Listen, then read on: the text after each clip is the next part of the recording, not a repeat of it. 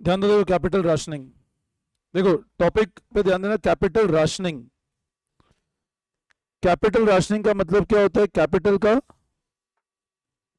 Division. Capital rationing का मतलब क्या होता है? कैपिटल का डिवीजन। अब क्या होता है, देखो इस कंसेप्ट को समझो। आप है ना ऐसे समझो, हर फर्म के पास, जैसे अभी मान लो मैं तुमको ऐसा बोलता हूं कि आपको पता है आप सीए कर रहे हैं, सीएमए कर रहे हैं, यहां पे कमाई इसलिए कर रहे हैं, है ना। अब मैं बोलूं चलो साथ में आईआईटी भी कर लो, वहां भी तो कमाई है। हाँ, चलो सीएस कर लो, वहां भी तो कमाई है। हाँ, मैं पढ़ा रहा हूँ, अब मैं 11th पढ़ा रहा हूँ, 12th पढ़ा रहा हूँ, 9th 10th, मैथ साइंस भी थोड़ा बहुत पढ़ पढ़ के पढ़ा दे मैं, तो पढ़ाते हैं क्या बताओ? नहीं, क्यों नहीं? कारण वह कमाई तो वहां भी है ना भाई, कमाई तो वहां भी है ना। अभी मान लो मैं तुमको पढ़ा रहा हूँ, मेरे को कोई स्कूल से ऑफर है, सर वहां चले जाओ, वहां सैलरी मिलेगी, वहां भी पढ़ा दो, तो सेम टाइम में वहां भी तो कमाई है। बट ऐसा क्यों कि हमने अपने आप को रेस्ट्रिक्ट कर रखा है? कारण टाइम। सबसे बड़ा कंस्ट्रेंट क्या है? टाइम। आप एक चीज समझो, एनपीवी पॉजिटिव है, 5 प्रोजेक्ट है, ए बी सी डी, पांचों का एनपीवी पॉजिटिव है, पांचों तो नहीं कर सकते ना अपन, भले एनपीवी पॉजिटिव हो, बट आप सब कुछ नहीं कर सकते ना। You need to select the best one, और बेस्ट वन सेलेक्ट करके फिर आप उस पर एफर्ट डालोगे ना। अब क्या होता है जब कैपिटल राशनिंग की बात करते हैं, वही होता है कंसेप्ट कि भले ही कोई प्रोजेक्ट का एनपीवी पॉजिटिव है, बट सब कुछ अपन एक साथ नहीं ले सकते सिर्फ एनपीवी पॉजिटिव होने के कारण। हमको क्या करना पड़ता है? अपने फंड को इस तरह डिवाइड करना है प्रोजेक्ट्स के बीच में कि we get the best NPV at minimum cost. अब मान लो जैसे मैंने ऐसा बोला कि प्रोजेक्ट ए पे मेरा एनपीवी 1 लाख है, लेट से मैंने बोला ऐसा प्रोजेक्ट, मैंने कहा इस पे इन्वेस्टमेंट 1 लाख है, इसमें 2 लाख है, इसमें 3 लाख है, इसमें लेट से 2.5 लाख का इन्वेस्टमेंट है। अब मेरा इन्वेस्टमेंट बजट जो है, मान लो वो 3 लाख का ही है, और सब में एनपीवी पॉजिटिव है। अब मैं क्या करता हूं, इस 3 लाख में मान लो इसका हाईएस्ट एनपीवी, फिर इसका है, फिर इसका है। अब अगर मैं ये दोनों प्रोजेक्ट लेता हूं, मेरा बजट कितने का? 3 लाख, 3 लाख एग्जॉस्ट हो गया। अब मैं आगे कुछ भी नहीं ले सकता हूं, भले एनपीवी पॉजिटिव है तब भी। लेकिन मान लो मेरा बजट 3.5 लाख का है, और ये दोनों लिए तो कितना हुआ मेरा? सिर्फ अभी कितने रुपए और बचे मेरे पास में? बट अब मैं सी को लेने गया तो बोलता है भैया तो पूरा 3 लाख का लो, वरना मतलब आधे में नहीं ले सकते आप। कोई प्रोजेक्ट तो ऐसे होते हैं डिविजिबल होते हैं, कोई प्रोजेक्ट ऐसे होते हैं इनडिविजिबल होते हैं। इंडिविजुअल अलग अलग, आप लेना है तो पूरा लो, वरना आधा, वरना पूरा छोड़ दो। तो कैपिटल राशनिंग का मतलब क्या होता है? लिमिटेड फंड्स को कैसे डिवाइड करें in the best possible manner, ये बताता है हमको कैपिटल राशनिंग। कि बेस्ट मैनर में लिमिटेड फंड को कैसे डिवाइड करना है बताता है कैपिटल राशनिंग, मतलब फंड को डिवाइड करना इन द बेस्ट वे। तो अब आप देखो, ध्यान दो। Firm generally set budget for a year, subsequently attempt to select a combination of project with main aim to maximize profit। मतलब कॉम्बिनेशन सेलेक्ट करते हैं, मेन एम क्या होता है? प्रॉफिट को बढ़ाना। एनपी और IRR to tell us that good project with the definition need to be accepted. NPV IRR तो बोलता है भैया अगर पॉजिटिव है, आईआरआर ग्रेटर देन सीओ से एक्सेप्ट कर लो। हर firm may not have enough resource to finance project, लेकिन उसने फर्म के इतने रिसोर्स नहीं, क्या करे? प्रोजेक्ट को फाइनेंस करे, due internal external constraint. This situation lead to capital rationing. Rationing मतलब अलोकेट करना। It need to allocate the available capital in such a way that shareholder wealth is maximized. A firm having good NPV faces capital rationing because it does not have capital. Capital क्यों allocate करना, मतलब क्यों हमको capital को divide करना पड़ रहा है? Capital कम है, it does not have capacity to raise the capital, borrowing credit low है, firm stock market down है, या external financing बहुत महंगा पड़ रहा है। मैंने कहा सारे प्रोजेक्ट ले लो आप, तो पैसा ही नहीं है सारे प्रोजेक्ट लेने का, बोले लोन लेके ले लो, तो महंगा बहुत पड़ रहा है लोन। मैं मेरी जितनी कैपेसिटी उतना ही काम कर पाऊंगा मैं, तो मैं अवेलेबल फंड को बेस्ट वे में डिवाइड करना, वो होता है कैपिटल राशनिंग। आगे बढ़ो आप। deal with capital rationing. The simplest approach to deal with capital rationing problem, especially for following constant current period and a few project, is to using PI approach. कैसे deal करोगे, क्या करोगे? PI. Fund available identify करो, फिर PI निकालो. कैसे? Inflow upon outflow. Project are ranked in the order of PI, chosen from highest PI and moving down. In case of identical ranking on PI, and we can use NP method select even if project are mutually exclusive. अब ये समझते what is mutually exclusive? What is mutually exclusive? हाँ, अगर ऐसा बोल दिया A और B mutually exclusive है. अभी तुम्हारे होता है ना mutually exclusive आपस में बैठने में, ये होगा तो मैं नहीं बैठूंगा, ये होगा तो नहीं बैठूंगा. तुम ऐसे नहीं करते हो, ये mutually exclusive है. तो अब ऐसे मत बोलना कि मेरे को उसके पास नहीं बैठना, उसके पास नहीं बैठना. ऐसे बोलना कि we are mutually exclusive. Mutually exclusive मतलब वो होगा तो मैं नहीं रहूंगा और ये होगा तो, मतलब ए और बी दोनों साथ में नहीं हो सकता है. ए होगा तो बी नहीं होगा, बी होगा तो ए नहीं होगा. तो रिस्पेक्ट लगेगा सामने वाले को, है ना. कहीं मान लो ऐसा कोई बंदा बैठ जाए तुम्हारे पास जिसको नहीं चाहते हो तुम, तो उसको बोलो यू आर म्यूचुअली एक्सक्लूसिव, तो उसको बुरा भी लगेगा और तुम्हारा काम भी हो जाएगा. इसके बाद दोनों साथ में नहीं हो सकते हैं. आई बात समझ में? मतलब दोनों साथ. अब ऐसा बोला ए और बी म्यूचुअली एक्सक्लूसिव है, आप कॉम्बिनेशन बना रहे हो ए और बी ऐसा, तो म्यूचुअली एक्सक्लूसिव दोनों बन ही नहीं सकते. तो प्रोजेक्ट म्यूचुअली एक्सक्लूसिव मतलब क्या होगा? Acceptance of one would lead to rejection of another. दोनों साथ में नहीं हो सकते, कहलाता है म्यूचुअली एक्सक्लूसिव. आई बात समझ में? देखो अपन एग्जांपल देखते हैं, क्लियर हो जाएगा.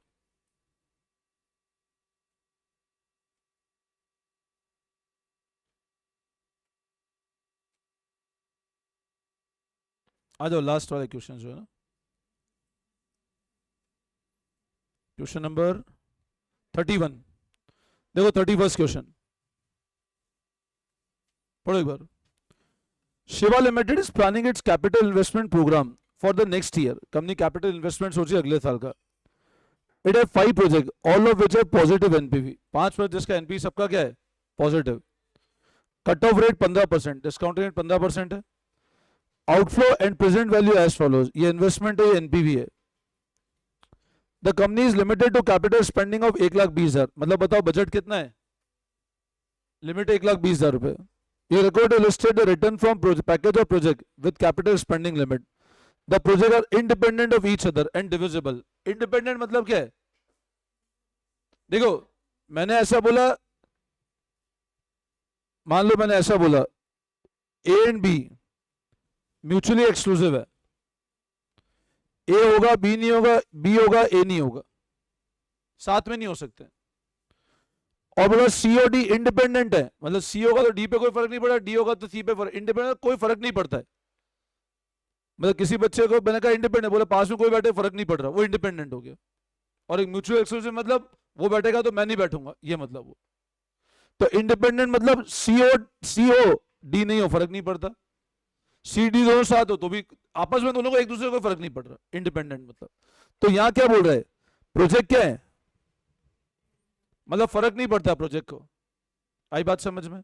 तो अब आप बताओ, मैंने क्या बताया अपने को कौन सा प्रोजेक्ट सिलेक्ट करना है, लिमिट कितनी है? मैंने बताया रैंकिंग के हिसाब से करनी है आपको, प्रॉफिटेबिलिटी इंडेक्स से. रैंकिंग कैसे करनी है? आप देखो, आप एनपीवी पे रैंकिंग क्यों नहीं कर सकते? बोले सर हम इस पे रैंक क्यों नहीं कर सकते हैं? हम ये क्यों नहीं कर सकते कि सबसे बेस्ट प्रोजेक्ट ई है? क्योंकि सबका इन्वेस्टमेंट अलग अलग है. आपको ये देखना पड़ेगा, या तो ये चेक कर लो एनपीवी अपॉन इन्वेस्टमेंट कर लो, तो 1 रुपए पे कितना कमा रहे हो पता लग जाएगा. भाई आप ऐसा नहीं कह सकते ना ये 19,300 ये फर्स्ट हो जाएगा, क्योंकि उधर इन्वेस्टमेंट अलग है, उधर इन्वेस्टमेंट अलग है. तो या तो पीआई निकाल के रैंक करो या एनपीवी पर रुपये रिटर्न निकाल लो. मतलब 1 रुपए का समझो 50,000 रुपए लगा रहा हूं, कितना कमा रहा हूं? या तो पीआई निकाल लो या फिर 15,400 कमा रहे हो 50,000, मतलब पर रुपये पे कितना अर्न कर रहे हो, तो कंपैरिजन लेवल आ जाएगा ना. ठीक है ना? तो लिखो आप लोग, budget available, capital budget available,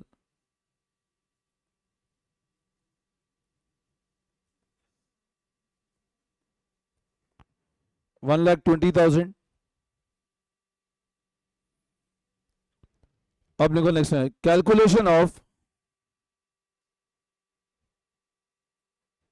NPV oblique NP पर रुपी कर दो. चलो इंस्टेड ऑफ पीआई एनपी पर रुपी कर दो. एनपीवी पर ₹1, तो ऐसा वापस फॉर्मेट बनाओ, प्रोजेक्ट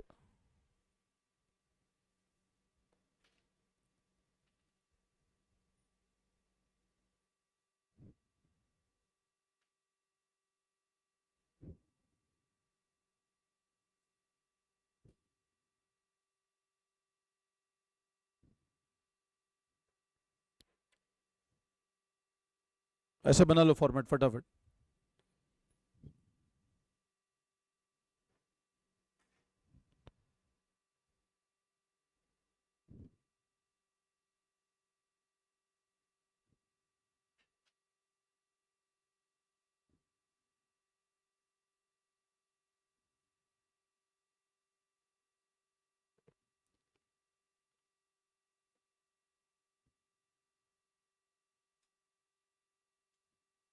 निकालो एनपीवी पर ₹1 डिवाइड करो 15,400 अपन करो 50,000।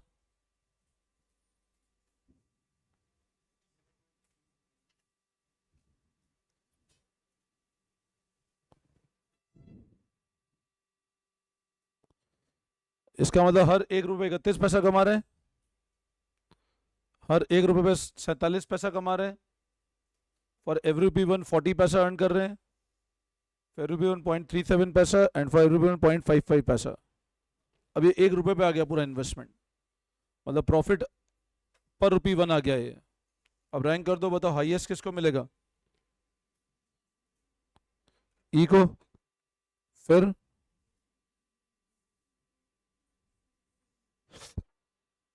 ये रैंकिंग होगी आपकी।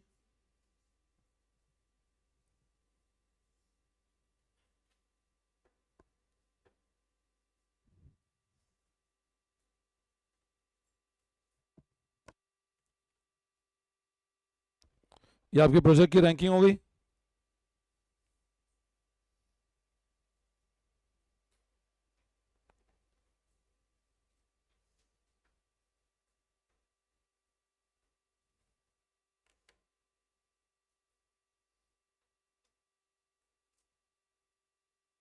अब बताओ सबसे पहले किसको एक्सेप्ट करोगे?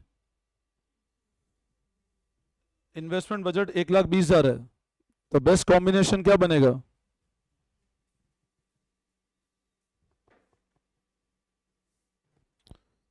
तो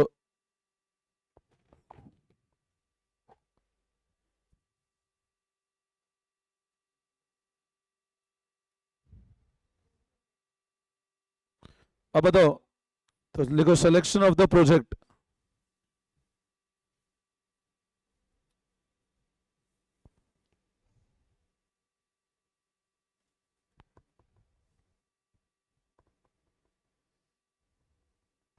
सबसे पहले किसको सेलेक्ट करोगे? कितना एनपीवी है, कितना इन्वेस्टमेंट कितना है?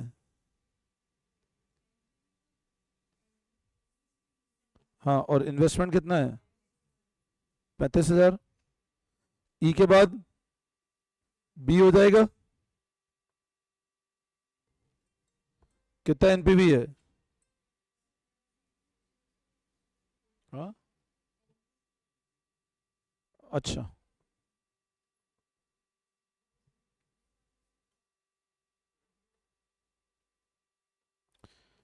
एनपीवी 18,700 और कितना इन्वेस्टमेंट है?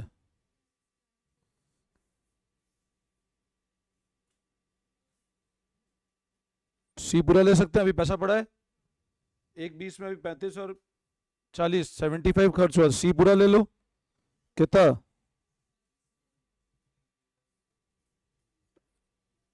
एनपीवी कितना है? तो 75 25, क्या? हाँ, अब टोटल 1 लाख का खर्चा हो गया, अभी कितना रुपए और पड़े हैं? अगला नंबर किसका है? डी। अब डी पूरा ले पाओगे क्या? नहीं, 20,000 है। अब आप देख चेक करो प्रोजेक्ट डिविजिबल है कि नहीं, क्वेश्चन क्या बोल रहा है? डिविजिबल। अगर इनडिविजिबल होते ना तो फिर 20,000 छोड़ देते खाली, फिर डिविजिबल मतलब चाहो तो बी को पार्ट में ले सकते हो। अब बताओ बी कितना लोगे? 20,000। और बी डी, सॉरी, कितना लेंगे? टोटल इन्वेस्टमेंट कितना है डी में, चेक करो। मतलब एक तरह से आपने 2/3 लिया है, एक तरह से 2/3 इन्वेस्टमेंट किया है ना, तो एनपीवी भी 2/3 कर लो।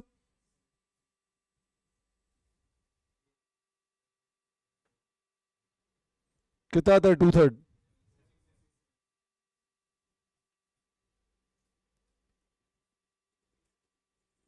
तो ये एनपीवी कितना आ रहा है फाइनल? इन सबको ऐड कर लो, ये बेस्ट इन्वेस्टमेंट हो सकता है आपका। कितना आ रहा है? कितना आ रहा है?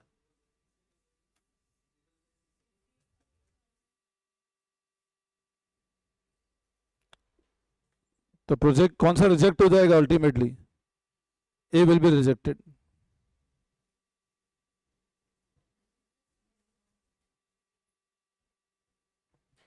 बोलो, आई बात समझ में? सिंपल कंसेप्ट है, बस यही क्वेश्चन भी वही था, यही वाला था, बस रैंकिंग करके सेलेक्ट करना था प्रोजेक्ट बस। हाँ यही वाला है, बस रैंकिंग करके सेलेक्ट करना है बस। बट इसमें ध्यान है, म्यूचुअली एक्सक्लूसिव हो ना, ऐसे बोल देते मान लो कि अगर उसमें क्या एक पॉइंट था कि जैसे मान लो बी और सी म्यूचुअली एक्सक्लूसिव है, तो फिर ये कॉम्बिनेशन एक बार क्या होगा, ई बी डी और ए। भाई ऐसा बोल देते मान लो बी और सी म्यूचुअली एक्सक्लूसिव है, तो एक कॉम्बिनेशन बैठता नहीं, या फिर दो कॉम्बिनेशन बनाने पड़ते हैं, एक ई एक बी, एक डी और एक ए, और एक ई सी डी और ए, फिर जो एनपी ज्यादा होता है वो सिलेक्ट करते हैं अपन लोग। अगर म्यूचुअली एक्सक्लूसिव है तो दोनों साथ में नहीं हो पाएगा ना, अगर ऐसी कंडीशन दे रखी होती तो। यहां पे गिवन नहीं है कंडीशन ये वाली। एग्जाम्पल और कराता हूँ, फिर एग्जाम वाला भी करा दूंगा आपको ना। 30 सेकेंड देख लो, 30 सेकेंड, 30 सिंपल सा क्वेश्चन है, 30 सेकेंड देखो आप, पढ़ो 30 सेकेंड।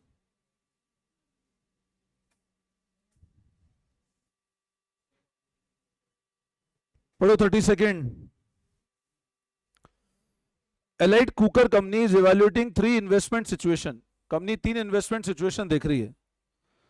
पहला, produce a new line of aluminium skillet, expand an existing cooker line to include several new size, develop a new high quality line of cooker। मतलब 3 investment company सोच रही है, ऑप्शंस ये है, या तो नए बनाए, या एग्जिस्टिंग को एक्सपांड करे, या नई क्वालिटी और डेवलप करे।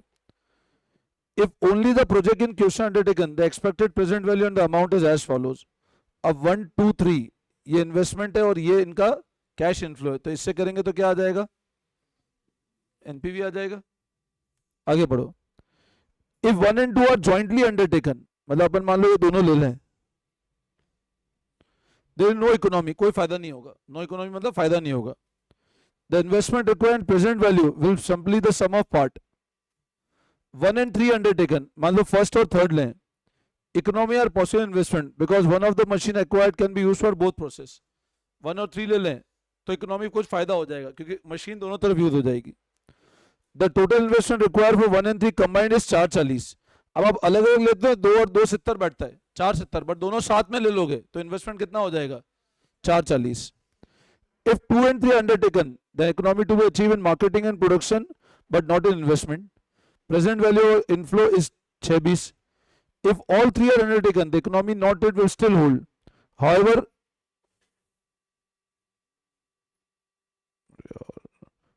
125 extension of plant is necessary. Calculate NPV of the project and state which of the project should be chosen. तो आपको बेस्ट कॉम्बिनेशन बताना है, सिंपल। तो क्वेश्चन क्वाइट सिंपल है, अपन लोग ध्यान देते हैं एक बार। देखो अपन 1 by 1 पहले कॉम्बिनेशन बनाते हैं। पहला क्या बोल रहा है बताओ, 1 और 2 लेंगे तो क्या होगा, अब हम एनपीवी निकाल लेते हैं। लिखो आप लोग, कैलकुलेशन ऑफ एनपीवी।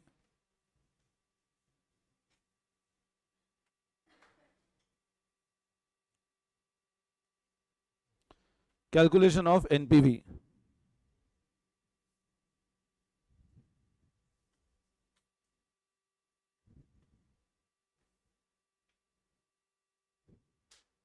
नीचे 4-5 लाइन और छोड़ना, ऐसे कॉलम में कॉलम और भी लिखाऊंगा। पहले मैं 1 2 3 का लिखा रहा हूँ, फिर और कॉम्बिनेशन बनवाऊंगा, तो ये लाइन थोड़ी सी लंबी बनाना।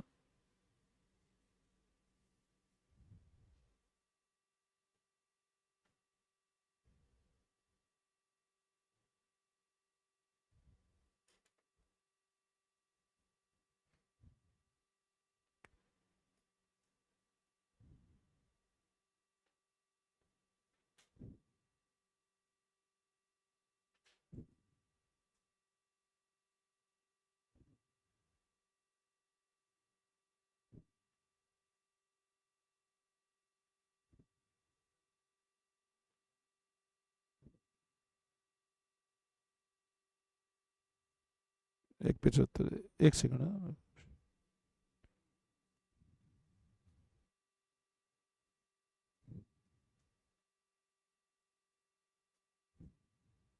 ये 1.15 कर देना था, मिसप्रिंट हो रहा है ना, इसको 1.15 कर देना, इसको 1.15 कर देना सब लोग, है ना। तो एनपीवी 90,000,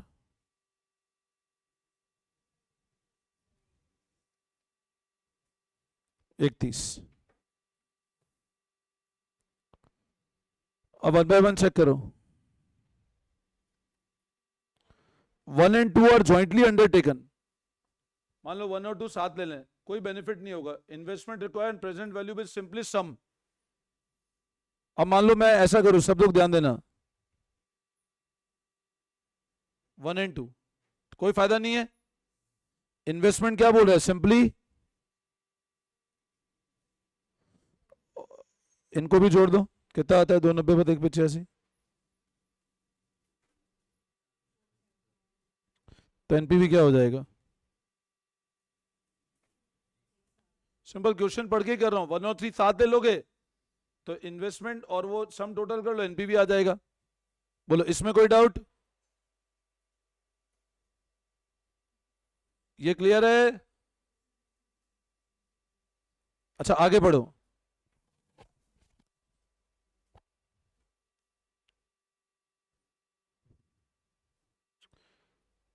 1 और 3 economy are possible in investment because one of the machine can be used in both process।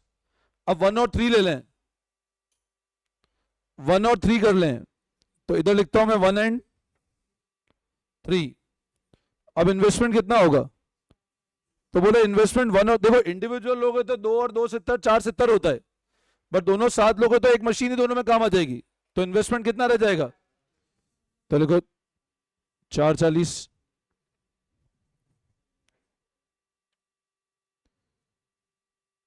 अच्छा उस केस में आपको क्या बोल रहे हैं, बस आगे 2 and 3 की डिटेल है, तो मतलब अपन फिर ये क्या माने, कॉमन मान ले, दोनों ऐड कर दें, तो 690। तो अब एनपीवी कितना आता है, 250। ये क्लियर है, आगे बढ़ो। 2 and 3 ले लें साथ में। Economy to be achieve in marketing and producing but not in investment. The expected present value of cash flow for 2 and 3 620, मतलब इनफ्लो 620 होगा। अच्छा अब मेरे को बताओ 2 और 3 साथ लेते हैं तो अलग अलग इनफ्लो कितना आता है, 585। अरे बट बोल रहे, देखो ना आपको बोल रहे हैं ना, अगर 2 और 3 साथ ले लें तो इन्वेस्टमेंट में कोई फायदा नहीं होगा, बट इनफ्लो पे कितना हो जाएगा फायदा, 620। तो 2 और 3 में इन्वेस्टमेंट कितना होगा, 270 प्लस 115, कितना आता है, और इनफ्लो, तो एनपीवी कितना आएगा बताओ, 235। बिल्कुल सिंपल कैलकुलेशन है, कोई डाउट।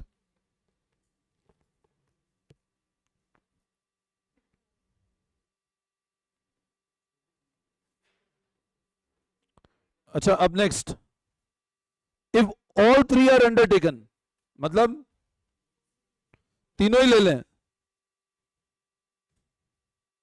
अब तीनों ही हो जाए तो इकोनॉमी भी तो अभी तक होल्ड करेगी सही। अब इकोनॉमी क्या होगी बताओ, तीनों एक साथ ले लें 1 2 3, तो economy noted will still hold, however अब 125 extension of plant will necessary, 125 का खर्चा करना पड़ेगा। अब है ना, तुम मेरे को बताओ, अगर तीनों प्रोजेक्ट ले लेते हैं 1 2 3,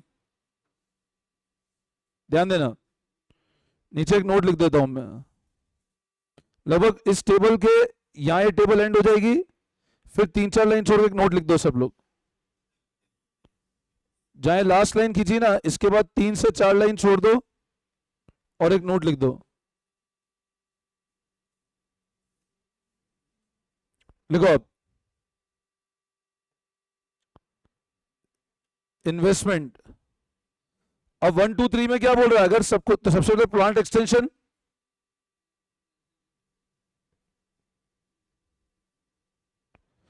कितने का प्लांट एक्सटेंशन लगेगा, इधर ध्यान देना एक बार। अच्छा अब बताओ 1 2 3 तीनों साथ लेंगे तो इन्वेस्टमेंट कितना होगा? 1 2 3 तीनों साथ लेंगे तो इन्वेस्टमेंट कितना होगा बताओ, कितना आएगा? 2 लाख 1 15 270। ये देखो ना ध्यान से, इकोनॉमी भी तो होल्ड करेगी। 1 2 3 अगर इतना आसान होता है मैं तुमसे पूछता ही नहीं। 1 2 3 तीनों लेंगे तो इन्वेस्टमेंट कितना होगा? थोड़ा सा दिमाग लगाओ। 1 और 3 साथ ले रहे हैं तब इन्वेस्टमेंट कम हो रहा है ना, तो 1 2 3 साथ में 1 3 साथ ले लो और 2 साथ में ले लो। बोल रहा है ना इकोनॉमी अभी होल्ड करेगी, फायदा होगा। 2 और 3 साथ लेने फायदा नहीं, 1 2 3 ले तो 1 और 3 को साथ लेने पे फायदा होता है ना। इन्वेस्टमेंट 4 40 चीज है ना, 1 और 3 साथ लेते हैं तो 1 और 3 का तो अलग कर लो, और 2 1 और 3 पे इन्वेस्टमेंट कितना होता है? कम से कम इन्वेस्ट करोगे ना, अलग अलग क्यों करोगे? 1 3 एक साथ हो गए ना, और 2 कितना है? कितना आता है इन्वेस्टमेंट? 86। नहीं आया समझ में? 1 और 3 साथ लेते इन्वेस्टमेंट कम हो जाएगा ना, और आउटफ्लो और इनफ्लो क्या होंगे बताओ? इनफ्लो 2 और 3 में ज्यादा होते हैं, तब तो सब साथ ही है। तो 2 और 3 का इनफ्लो कितना है? 6 20, और 1 का अलग ले लो इनफ्लो।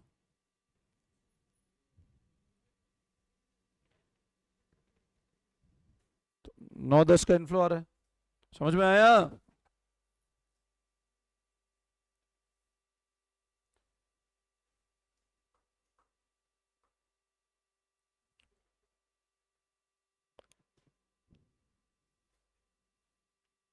कर लिया? देखो बोल रहा है तीनों साथ लोगे तो एक तो एक्सटेंशन करना पड़ेगा, वो कर लिया। फिर क्वेश्चन ये बोल रहा है कि 1 और 3 अगर साथ लेते हैं, बोल रहा है इकोनॉमी जो आप इकोनॉमी का बचत बचत है वो तो होगी, तो 1 और 3 साथ करने पे इन्वेस्टमेंट 4 40 ही तो हो रहा है। अपन ने किया ना ऊपर, देखो 1 और 3 पे 4 40, चेक करो ऊपर 1 और 3 लिखा है ना 4 40, और 2 अलग कर दिया, और 2 और 3 साथ देते तो इनफ्लो 6 20 हो रहा है ना, ये भी लिखा है आप देखो 2 3 पे इनफ्लो। तो आप तो मैक्सिमम आउटपुट लोगे ना, मिनिमम कॉस्ट मैक्सिमम आउटपुट, वही तो किया मैंने। कर लिया कॉपी? बस अब 1 2 3 लिख दो साथ में, तो इन्वेस्टमेंट कितना आ रहा है और इनफ्लो, तो एनपीवी कितना बैठ रहा है? 230।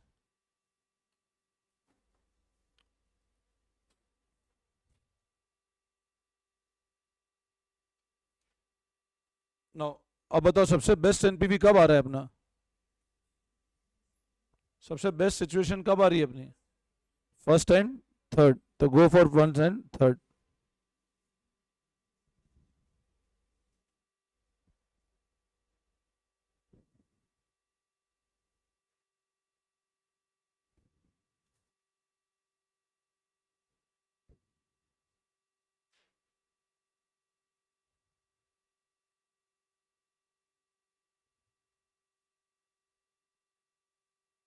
हाईएस्ट एनपीवी, बोलो आई बात समझ में?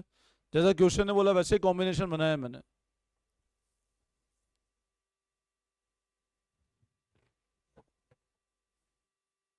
बोलो इसमें कोई डाउट?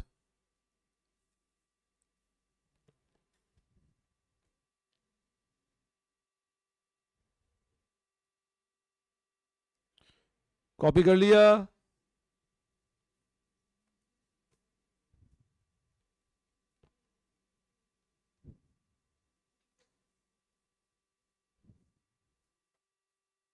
ये 33 सभी लोग रहने दो, जरूरत नहीं है करने की ना। 33 काम का नहीं है, बहुत लेंदी है, जरूरत नहीं है, आते ही नहीं एग्जाम में। 33 कट कर दो। इसके बाद वो सीएम एंटर का क्वेश्चन दिसंबर 25 वो कराता हूँ मैं। ये क्वेश्चन दिसंबर 25 का देख लो एक बार। 5 project A, B, C, D are available to the company for consideration. The investment required for each project and cash flow yield are tabulated below. B and E are mutually exclusive. क्या मतलब है बताओ? दोनों साथ नहीं होंगे। Taking the COC 10%, advise which combination of projects should be taken for total investment not exceeding 3 lakh. तो budget कितना है? 3 लाख।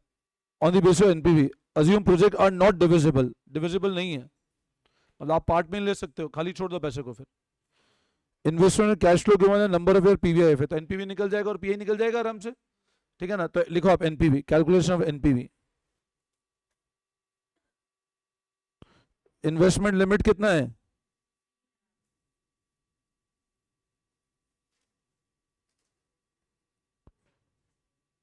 एनपीवी एंड एनपीवी पर रुपी 1।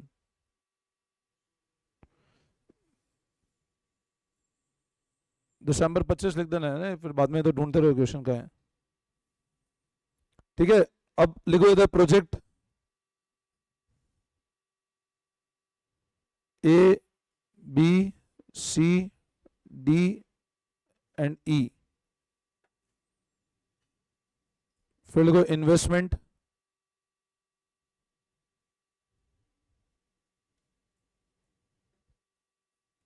$50,000, 1 लाख, लिखो ये फटाफट।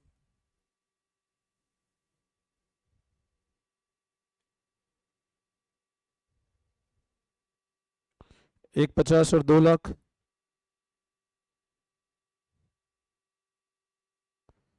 फिर लिखो पीवीआईएफ,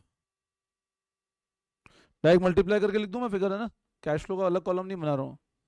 डायरेक्ट 18,000 इंटू 6.145 करो,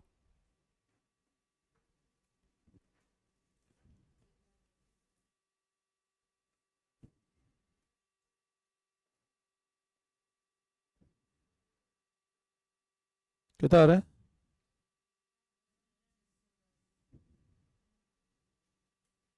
110610। अगला 1 लाख, एक जना बोलो ना, 500, फिर 30,000 इंटू 5.335,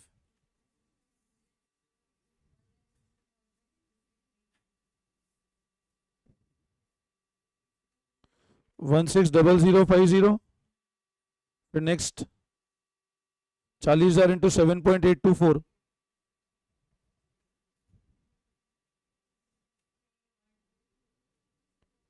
312960, और लास्ट 2,72,310। अब एनपीवी निकाल लो।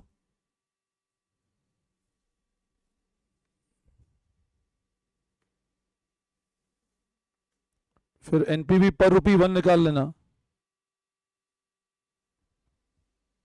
और रैंकिंग का भी कॉलम चाहिए ना मेरे को एक। अरे यार,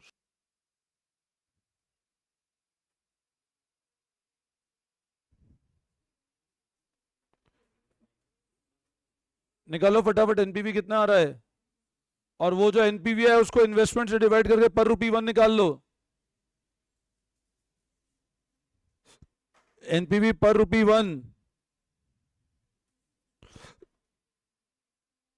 एक आईपैड लाना यार, तो आईपैड ही बंद हो गया।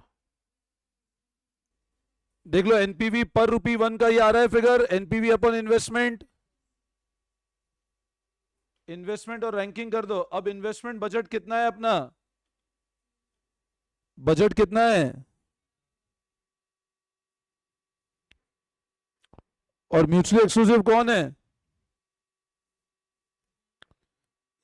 ये साथ में नहीं हो सकते दोनों। अब सब लोग ध्यान दो, कॉम्बिनेशन क्या बनेगा?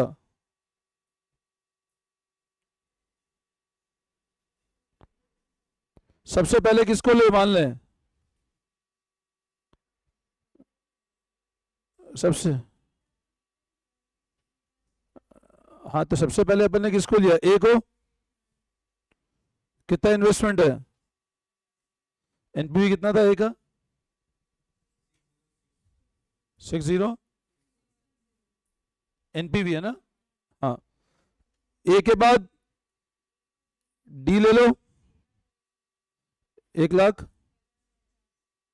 एनपीवी कितना है? डी के बाद बी, कितना इन्वेस्टमेंट है? 58, यही है।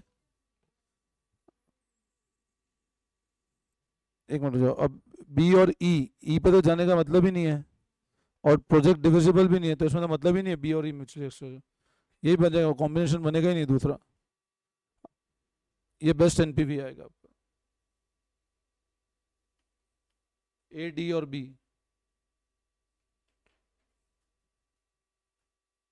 हाँ अगर मान लो बी में 1 लाख नहीं होता, बी में मान लो 70,000 ही होता, फिर ई को भी चेक करता मैं, ई मान लो 1 लाख पे ज्यादा हो जाए, मान लो बी, समझो बी में 70,000 होता और बी की रैंकिंग पहले आती, तो बी को मैं कर देता, बट फिर एक ऑप्शन और बनाता, ए बी और ई, मान लो ई 1 लाख का होता, अभी तो क्या यहाँ पे एंड हो गया पैसा, मतलब मान लो इसकी 1 लाख की बजाय लेट से 70,000 ही होता, तो और प्रोजेक्ट डिविजिबल नहीं है तो आगे तो कोई ले ही नहीं पाता मैं, तो एक ऑप्शन बनता है, एक बनता है ए बी ई में 1 लाख पे टोटल एनपीवी चेक करता है, फिर जो बेस्ट होता है वो सेलेक्ट कर लेता मैं, यहाँ तो कोई बैठेगा ही नहीं, यही बेस्ट एनपीवी है, कितना आ रहा है चेक कर लो आप, बस इजी क्वेश्चन है बिल्कुल, है ना, समझ में आया, बस ये होता है कैपिटल राशनिंग, है ना।